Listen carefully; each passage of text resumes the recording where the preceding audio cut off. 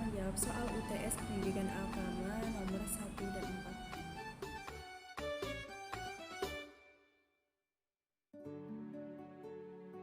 4. Yang pertama saya akan menjawab pertanyaan nomor 1A. Al-Quran merupakan kalam Allah yang diturunkan kepada Nabi Muhammad SAW secara berangsur-angsur lewat perantara malaikat Jibril. Sedangkan hadis adalah perkataan, perbuatan, dan persetujuan oleh Nabi Muhammad SAW. Adapun fungsi-fungsi hadis terhadap Al-Quran yaitu yang pertama, bayan takrib atau memperjelas isi Al-Quran. Yang kedua, bayan tafsir atau menafsirkan isi Al-Quran. Yang ketiga, bayan tasri, memberi kepastian hukum Islam yang tidak ada di Al-Quran. Yang keempat, bayan nahsah, mengganti ketentuan terdahulu.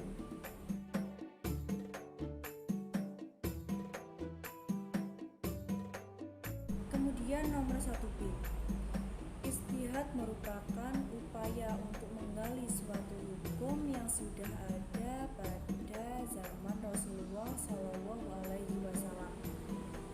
Contoh ijtihad yaitu penetapan di antara 1 Ramadan dan 1 Syawal, yang dimana para ulama melakukan perdiskusian suatu hukum Islam dalam melakukan penetapan dari 1 Syawal.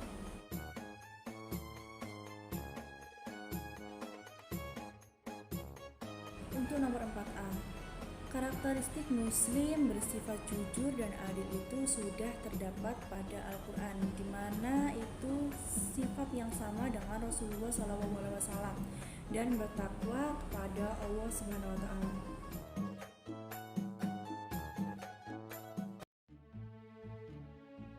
Dan yang terakhir nomor 4B, indikator munafik dijelaskan di dalam Al-Quran surat An-Nisa ayat 142, dan juga ada pula hadis Rasulullah SAW yang berbunyi, ayatul munafiki salasun idza haddasa kadzaba wa idza wa'ada ahlafa wa idza tumina khana.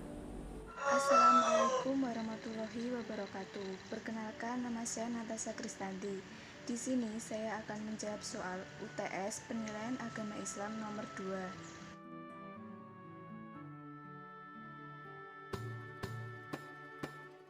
Jawabannya adalah Islam adalah agama yang universal, yaitu agama pemberlakuannya tidak dibatasi oleh tempat dan waktu tertentu. Ia sesuai untuk semua golongan manusia dimanapun dan kapanpun mereka berada. Adapun dalil dalam Al-Quran yaitu Hada bayanul linnasi wa huda wa mau'izatul lil muttaqin, yang artinya inilah Al-Quran, suatu keterangan yang jelas untuk semua manusia dan menjadi petunjuk serta pelajaran bagi orang-orang yang bertakwa. Quran Surat Al-Imran ayat 138.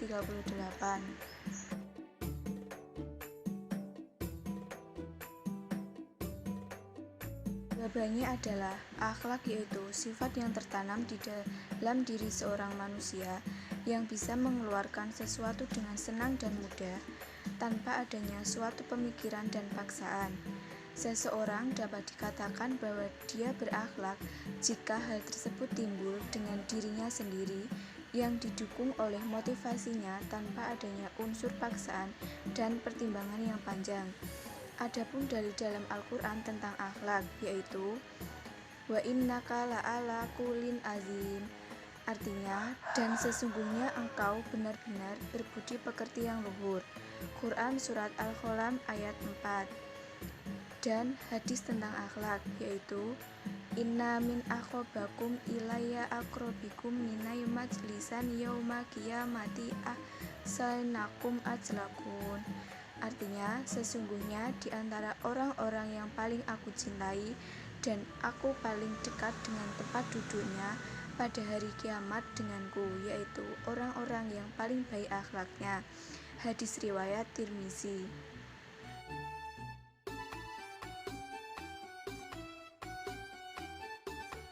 Jawabannya adalah ada beberapa persamaan antara akhlak, etika, dan moral sebagai berikut. 1. Akhlak, etika, dan moral mengacu kepada ajaran atau gambaran tentang perbuatan, tingkah laku, sifat, dan peran yang baik. 2. Akhlak, etika, moral merupakan prinsip atau aturan hidup manusia untuk menakar martabat dan harkat kemanusiaannya. 3. Akhlak, etika, moral seseorang atau sekelompok orang tidak semata-mata merupakan faktor keturunan yang bersifat tetap, statis, dan konstan, tetapi merupakan potensi positif yang dimiliki setiap orang. Untuk pengembangan dan aktualisasi potensi positif tersebut diperlukan pendidikan, pembiasaan, dan keteladanan, serta dukungan lingkungan mulai dari lingkungan keluarga, sekolah, dan masyarakat secara terus-menerus berkesinambungan dengan tingkat konsistensi yang tinggi. Adapun perbedaan akhlak, etika, dan moral sebagai berikut. Dari segi dibagi menjadi dua bagian, yaitu berdasarkan tolak ukur dan berdasarkan sifat. Berdasarkan tolak ukur yaitu akhlak tolak ukurnya Al-Quran dan As-Sunnah. 2. Etika tolak ukurnya pikiran atau akal. 3. Moral tolak ukurnya norma hidup yang ada di masyarakat berupa adat dan aturan. Berdasarkan sifatnya. 1. Etika bersifat teori. 2. Akhlak dan moral bersifat praktis. Assalamualaikum warahmatullahi wabarakatuh. Perkenalkan, nama saya Muhammad Ihsan Al-Farisi. Saya dari Prodi S1 Pendidikan Bahasa dan Sastra Indonesia. Saya akan menjawab pertanyaan soal UTS mata kuliah Pendidikan Agama yang nomor 3.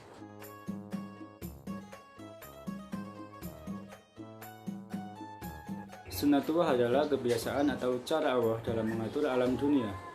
Di dalam ensiklopedia Islam, sunnatullah diartikan sebagai jalan, perilaku, watak, peraturan atau hukum dan hadis.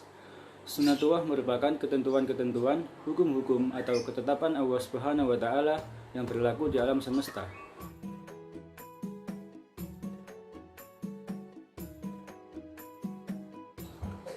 Allah Subhanahu wa Ta'ala berfirman, A'udzu billahi minasyaitonir rajim. Inna fi khalqis samawati wal ardi wa ikhtilafil laili wan nahar wal fulkil lati tajri fil bahri bima yanfa'un nasa wa ma anzalallahu minas samai mimma fa ahya bihil arda ba'da mautiha wa batha fiha min kulli dabbah wa tasrifir riyahi was sahabil musakhkhari bainas samai wal ardi la ayatil liqaumi ya'qilun. Yang artinya, sesungguhnya dalam penciptaan langit dan bumi, silih bergantinya malam dan siang, bahtera yang berlayar di laut membawa apa yang berguna bagi manusia, dan apa yang Allah turunkan dari langit berupa air. Maka dengan air itu dia hidupkan bumi sesudah matinya, dan dia sebarkan di bumi itu segala jenis hewan, dan pengisaran angin dan awan yang dikendalikan antara langit dan bumi. Sungguh terdapat tanda-tanda keesaan dan kebesaran Allah bagi kaum yang memikirkan. Dalam ayat ini, Allah Subhanahu wa Ta'ala mengingatkan akan kebesaran dan sekaligus memerintahkan agar akal kita digunakan sehingga kita menjadi orang-orang yang berpikir. Ketika kita melihat alam semesta, kita tidak boleh hanya melihat keindahannya saja, tetapi berusaha untuk memikirkan dan mengambil faidah dari itu semua. Ayat ini ada kaitannya dengan sunnatullah. Contohnya yaitu pergantian malam dan siang. Pergantian malam dan siang artinya dari gelap gulita menjadi terang benderang, panas menjadi dingin. Demikian pula apa yang ada padanya berupa siang dan malam. Allah menjadikan malam untuk tempat beristirahat. Orang yang terbalik, malamnya bangun dan siangnya tidur, pasti lama-lama akan penyakitan. Hal ini karena tidak sesuai dengan sunnatullah yang telah Allah tentukan. Allah tentukan malam sebagai tempat istirahat dan siang untuk mencari nafkah.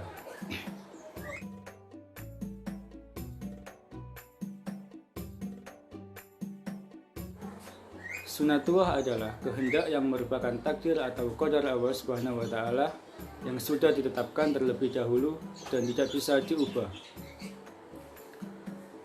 Sunnatullahi fil ladzina khalau min qablu wa lam tajida li sunnatillahi tabdila.